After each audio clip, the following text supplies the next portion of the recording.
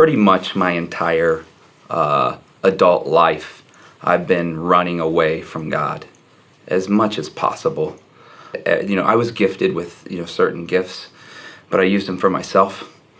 My entire life, I've used everything for how I can get up in life, how I can make myself better, and didn't really care about how I could help anyone else, including my family. And when we got married, I thought that was going to be a breakthrough, that in my life, that was the turning point, that I would start being an adult and take life serious. But it never really matured. I continued down the path of destruction, really. And at the end of the day, what I found is that I just had so much pride. I didn't want to ask anyone for help, especially God. And I didn't think I could get it from my wife. Certainly couldn't get it from family. And I wasn't I wasn't helping, I wasn't asking God for help at all. There was no need for that because I can do everything myself. Don't need God.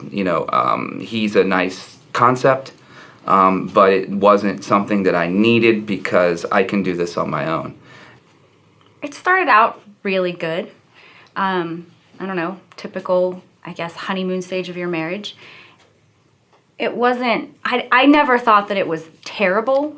I know that we had issues. Probably, I thought like every other married couple had issues. And I think at some point, probably about 5 years ago, I felt like I had a roommate. It wasn't somebody I could talk to. It wasn't somebody I felt like I could confide in, I guess. And so I didn't feel like I needed to come home and tell him anything. And so we just kind of started to drift apart.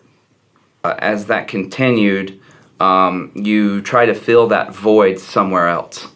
And because we didn't have Jesus at the center of our life, it was really easy to allow outside the world to kind of fill that for us.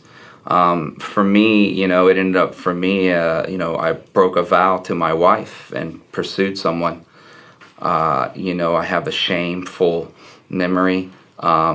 It's a regret. It's disgusting. It's really hard to put into words, kind of when you put yourself back into that situation, to realize what you've done to your family, to know that you've put that type of pain on someone. It's hard to describe. And you look your kids in the face and you say, "Is this the last time I'm going to see you?" Because is she going to take the kids and go? At that moment, I wanted to leave. I don't think that I wanted to be married anymore. I don't think I wanted to be part of it. But there was this overwhelming part of me that was like, you need to stay. And so I prayed and prayed and prayed about it. And every single time from the beginning of everything to the end, it was the same message that I kept getting from God, to stay and to trust Him, and that He was going to fix everything and make it better than it was.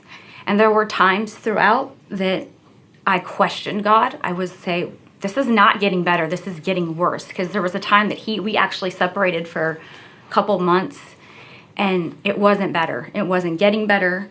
I felt like all we did was scream at each other when we saw each other. I was trying really hard at that point in time to forgive, but I had a really hard time with, I think the hurt just overwhelmed me. She wanted to believe that I had fully committed myself to Christ first. I can remember clearly saying, it's the Holy Spirit was, just all over me in that point in time. It's just like, just watch me. Just watch what happens. Just watch the things that God will do through me. A lot of people ask me, how did you forgive? How do you forgive so easily? And I don't know that it was necessarily an easy thing to do.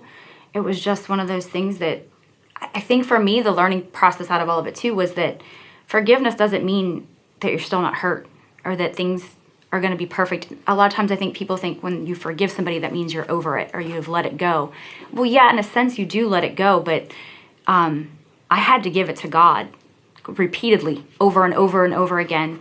But the hurt didn't go away. That took a long time. And I think the difference between forgiveness and feeling hurt is that it's okay to be hurt, but you still need to forgive. And so that was a hard thing for me, was the forgiveness part of it, because I wasn't really sure what that was supposed to look like.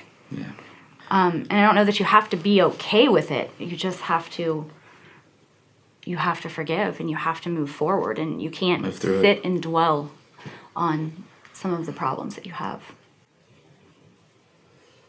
You know, as God has continued our journey, unified in Him, and has healed 100% our marriage, which is an absolute miracle, given everything that has happened.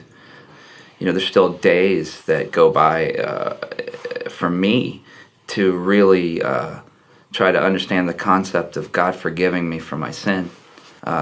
He's told me repeatedly that I'm forgiven, and so I can live in that. And my wife has forgiven me, and now I can live for Him knowing that I am forgiven. That's powerful.